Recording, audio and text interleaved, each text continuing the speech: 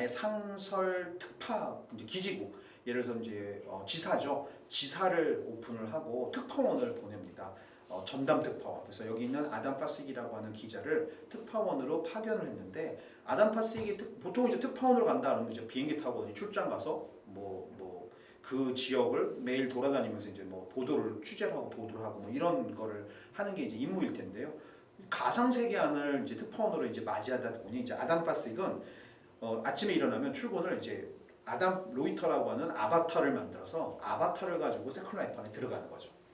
그리고 세컨라이프 안을 돌아다니면서 취재를 하고 그 안에서 일어나는 사건들, 현상들을 기사화해서 실제 리얼월드에다가 보도를 하는 역할까지. 그래서 15년 전에 이미 가상세계에서 일어나는 일과 현실 세계에서 그 가상세계 뉴스를 보는 일마저도 이미 있었고요. IBM, 델 같은 거대 기업들이 이 안에 막 들어와서 야 이거 진짜 놓치면 안 되는 기회다. 그래서 이 안에다 막 섬을 사고 땅을 사서 건물을 짓고 투자를 어마어마하게 합니다. 그리고 그 안에 건물을 지은 곳에서는 IBM 차이나 직원 7,000명을 불러다 놓고 컨퍼런스를 하기도 하고요. 그 안에서 여러 가지 회의, 최근에 여러분들 느끼시겠지만 줌이나 웹엑스 같은 걸로 비대면으로 회의 많이 하시죠. 이 당시 IBM이나 델 같은 곳에서는 아예 임직원 회의, 그 다음에 임원들 회의를 세컨라이프 안에서 했습니다. 아바타로 그 안에 들어가서 아바타로 만나서 회의를 하고 그 안에서 업무를 보는 일마저도 15년 전에 이미 있었던 일이고요. 그리고 은행들, 긴코 파이낸셜이나 이런 은행들이 이 안에다가 ATM을 만들고 은행 지점을 만들기도 했고요. 서킷시티나 아니면 이런 에머리 같은 샵들은 그 안에다 버추얼 샵을 오픈하기도 했습니다. 마치 요즘 여러분들이 느끼시기에 제페토 안에 무슨 은행이 거기다 지점을 열었대더라, 제페토 안에서 신입사원 연수회를 했대더라, 게더타운 안에서 회의를 했대더라 하는 그런 뉴스들을 아마 심심치 않게 여러 경로를 통해서 들으실 텐데요. 이미 그런 현상이 15년 전에 있었다라는 것이죠. 비단 경제뿐만이 아니라 정치에서도 똑같이 반복이 되었고요. 그 힐러리 클린턴이 세컨라이프 안에서 실제 선거 유세를 했습니다. 지금 민주당이나 이런 곳에서 제페토 안에서 선거 유세를 하고 하는 일들이 사실은 세컨라이프라고 하는 곳으로 다른 장소이지만 똑같은 일이 이미 있었고요. 이것은 비단 미국만의 이야기가 아니라 글로벌한 현상, 한국에서도 있었죠. 이명박 대통령 캠프가 세컨라이프 안에 있었습니다. 굉장히 가장 큰 규모로 있었고, 약간 이런 걸 보면 여러분들 이런 느낌 들지 않으세요? 와, 이거 데자뷰인가? 지금 우리가 보고 있는 거를 그대로 15년 전에 다 있었네 라고 하는 아마 느낌을 지금 받으실 것 같습니다. 사실 데자뷰가 맞고요. 이미 15년 전에 그들은 메타버스라고 하는 열풍을 알았고, 그 열풍 속에서 세컨라이프가 중심이 되어 있었고, 그 세컨라이프를 통해서 수많은 시행착오들을 그들은 겪었고, 그 겪었던 것들이 지금 여러 곳에 녹아들어져 있는 거죠. 사실 세컨라이프는 2010년경에 이제 사실은 실패를 합니다. 그 이유가 유저들은 떠나고 더 이상 사람들의 관심이 그 안에 남아있지 않았기 때문인데요.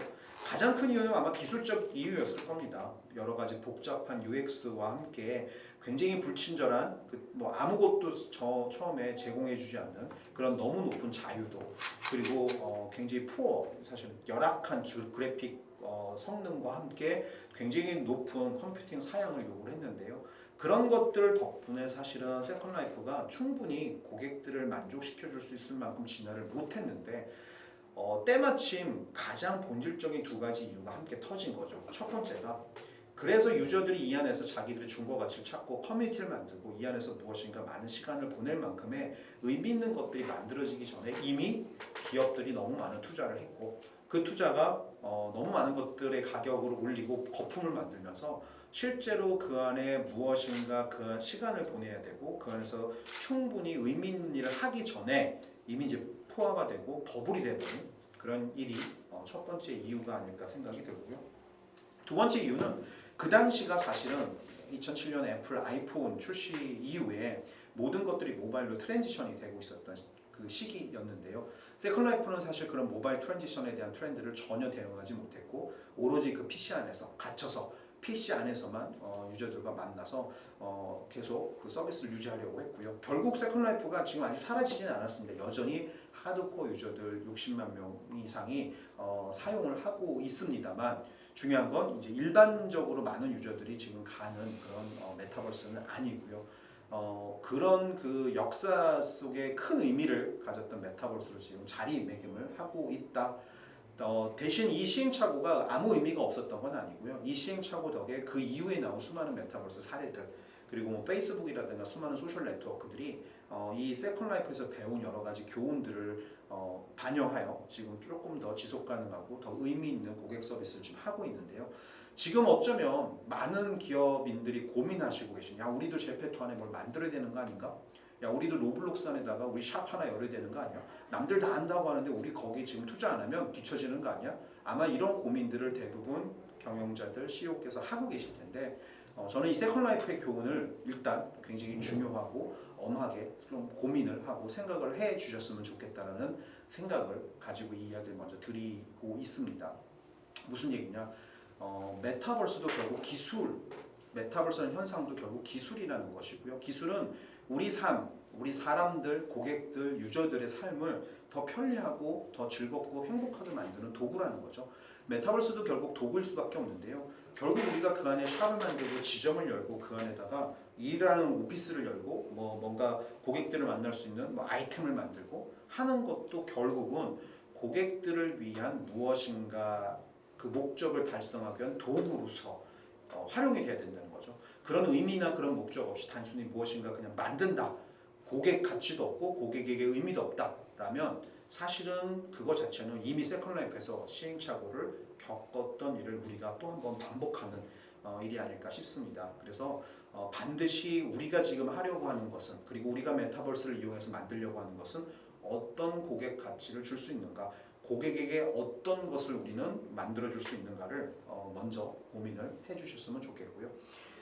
그럼에도 불구하고 15년 전의 메타버스와 지금의 메타버스가 저는 다르다고 생각합니다. 환경이 달라졌고 기술이 달라졌고 많은 주변의 여건들이 달라졌습니다. 그래서 과거 대비 지금 우리가 2021년에 만나고 있는 메타버스는 이렇게 쉽게 유행처럼 일시간에 지나가지 않고요. 뭔가 좀 깊이 있게, 뭔가 더 임팩트 있게 우리 삶에 영향을 줄 가능성이 좀 높다고 생각하는데요.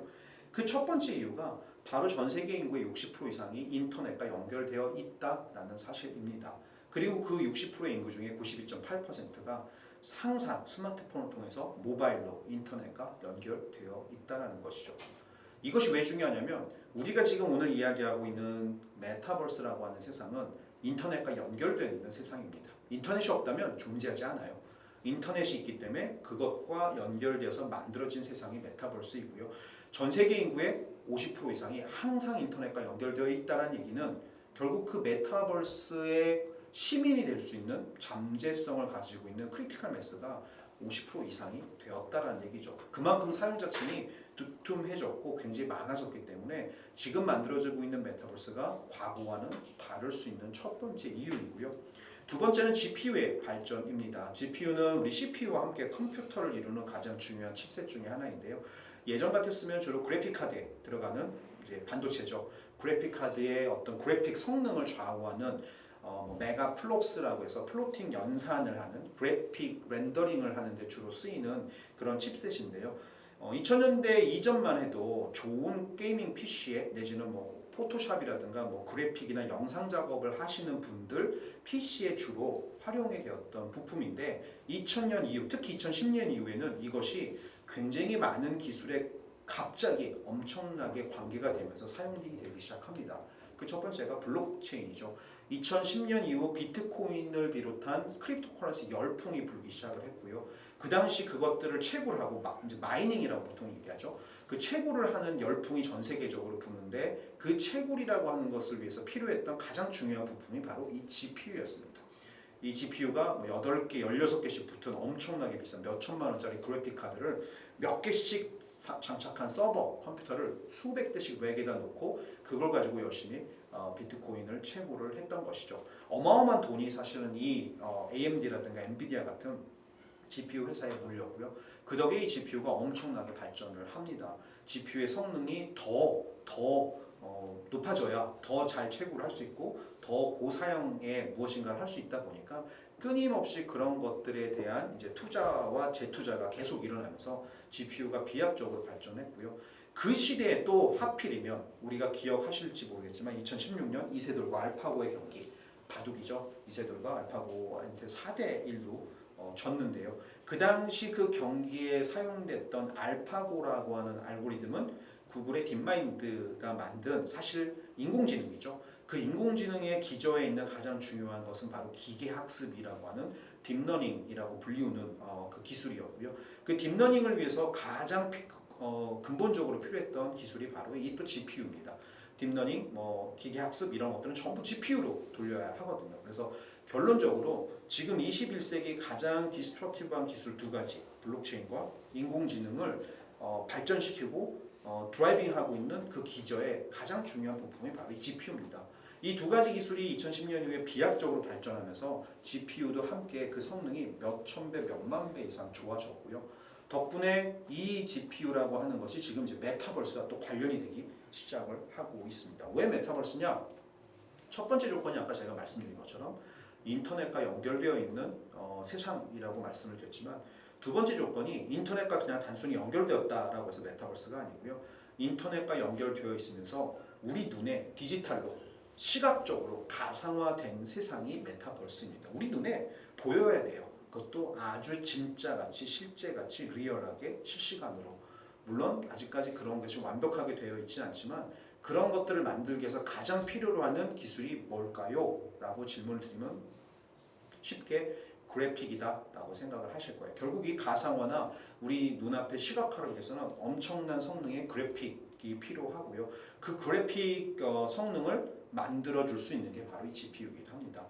결론적으로 가장 핫한 세 가지의 기술 트렌드를 견인하고 있는 기술 밑에